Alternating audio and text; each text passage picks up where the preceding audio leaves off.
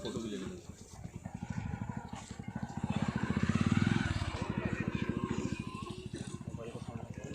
आते हैं जिसमें आपको क्वार्टर खाली करने का आदेश दिया गया था, आपने नहीं किया, एसपी साहब भड़क रहे हैं, गाली गलौज भी उसमें दी। क्या कुछ सच्चाई है इस ऑडियो की, ये बताएं। हाँ, मैं श्रीमान पुलिस अधीक्षक महोदय के समक्ष पेश हुआ था क्वार्टर संबंधी मामले में। क्या जी। कुछ बात हुई थी ऑडियो में जो अभी जो वायरल हो रहा है, उस ऑडियो के बारे में बताएं। और ऑडियो वायरल को मैंने अभी आप सुनाए हैं तो मैं सुना हूँ, आवाज़ तो मेरी ही है। जी। तो क्या किस तरीके से इसको माना जाए, क्या प्रताड़ना का शिकार लगातार आरक्षक होते हैं, क्या कहना है इसमें आपका? मैं और पुलिस विभाग के नियम कायदे से बंधा हुआ हूँ और हमारे अनुशासन के विभाग है तो बंधा हुआ हूँ मैं थोड़ा नियम कायदे से। जी। अच्छा, बंधे हुए हैं इसलिए अपनी बातें नहीं बता पा रहे हैं। जी। तो मानते हैं कि कहीं ना कहीं कुछ है यहाँ इस विभाग में। जी। तो जो ऑडियो जो वायरल हो रहा है वो उसकी सच्चाई कितनी है, वो ऑडियो सही है कि गलत है? और आवाज़ तो मेरा है उसमें ऑडियो में। जी। और सामने से जिनका आवाज़ आ रहा है वो अब पुलिस अधीक्षक महोदय का आवाज़ ही होगा। नहीं, आप वहाँ जब गए थे तो क्या बातें हुई थी ये जानेंगे आप। मेरे को बोले क्वार्टर खाली कर दो जी।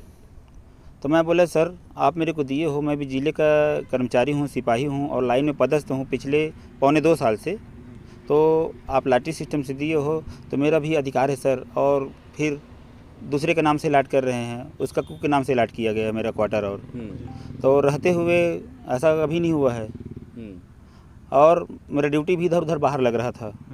जी। मैं शिफ्ट नहीं हो पाया था मकान में।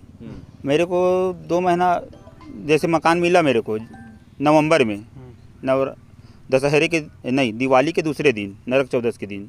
उसके बाद मेरा चाबी वाबी में ले लिया, हैंड ओवर कर लिया, मकान को अपने नाम में कर लिया। 6,000 रुपये दिया था मकान के लिए तो चाबी मिला मेरे को। बोले बिजली के लिए 6,000 रुपये दिए, तो चाबी दिया था, मैं 6,000 रुपये दिया भी मैं।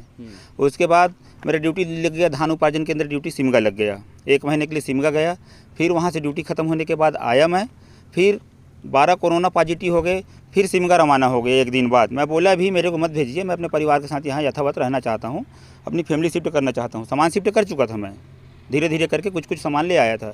उसके बाद 27 जनवरी को मेरे को नोटिस मिला कि ब्रह्मानंद देवांगन तुम उस क्वार्टर में निवासरत नहीं हो, आपके खिलाफ़ अनुचित कार्रवाई किया जाएगा, नहीं तो आप 2 दिन के 3 दिन के दिवस अपना जवाब दीजिए करके। फिर मैं सिमगा डाक के माध्यम से, अपने सरकारी डाक के माध्यम से मैं उसका जवाब दिया। फिर 1 तारीख को मेरा आदेश निकल गया कि ब्रह्मानंद देवांगन सिमगा थाने में अनुचित तरीके से क्वार्टर कब्जे में रखा गया है करके, और वहाँ मेरे नाम से कोई क्वार्टर अलॉटमेंट नहीं है, सिर्फ एक ही क्वार्टर अलॉटमेंट है मेरे नाम से।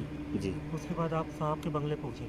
हाँ, मेरे नोटिस दिए। हाँ। रक्षित केंद्र बलौदा बाजार के माथे हर 7 दिन में 5 दिन में नोटिस दिया जाता था, तो मैं जवाब देने के लिए एसपी साहब के समक्ष प्रस्तुत हुआ था। जी। तो उस दिन क्या बात हुई थी फिर?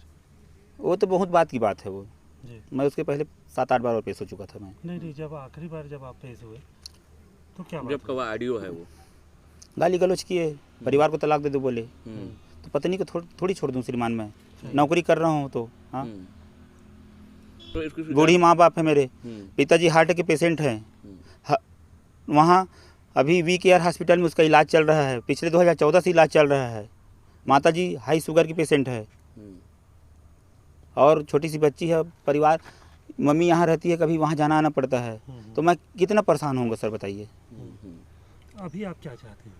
अब मैं क्या चाहूँगा सर, अब नहीं, जो मकान अलॉट हो गया है मैं तो वहीं रह रहा हूँ अभी। जी। कहाँ जाऊँगा सर, कितना पैसा लाऊंगा, मकान शिफ्ट करूँगा फिर पैसे खर्चे होंगे, उतना पैसा कहाँ पाऊँगा। 5 साल तक न्यूनतम वेतनमान में चल रहा था मैं, और हमारे उच्च अधिकारियों की लापरवाही के कारण ही मेरे को 5 साल के न्यूनतम वेतनमान का सज़ा दिया गया था जब बीजापुर में था। तब उतनी बड़ी सज़ा सिपाही के लिए लागू नहीं होता है। आईजी साहब के समक्ष प्रस्तुत हुआ मैं वहाँ बस्तर आईजी के पास, तो बोल दिए तुम्हारा आवेदन निरस्त किया जाता है, बोल दिए आवेदन ने मेरा निरस्त कर दिए। फिर मैं श्रीमान डीजीपी साहब के पास पेश हुआ, यानी आवेदन प्रस्तुत किया, तो बोले ये सज़ा आरक्षक के लागू नहीं होता है, इसलिए मेरा सज़ा को माफ़ किए। तो इस मामले में आपने आईजी कौन थे वहाँ पर? मेरे ख्याल से सुंदर राज साहब थे। जी। नहीं, ये कथित तौर पे जो ऑडियो वायरल हुआ है, इसकी शिकायत उस टाइम पे आपने किसी अपने उच्च अधिकारियों से किया था? बंधन है सर हमारे विभाग में, किससे करेंगे हम। जी। मतलब कुल मिला के आप लोग उच्च अधिकारी के दबाव में पूरी तरीके से रहते हैं। अब क्या करोगे सर, नियम कायदे में है सर हम। ठीक है।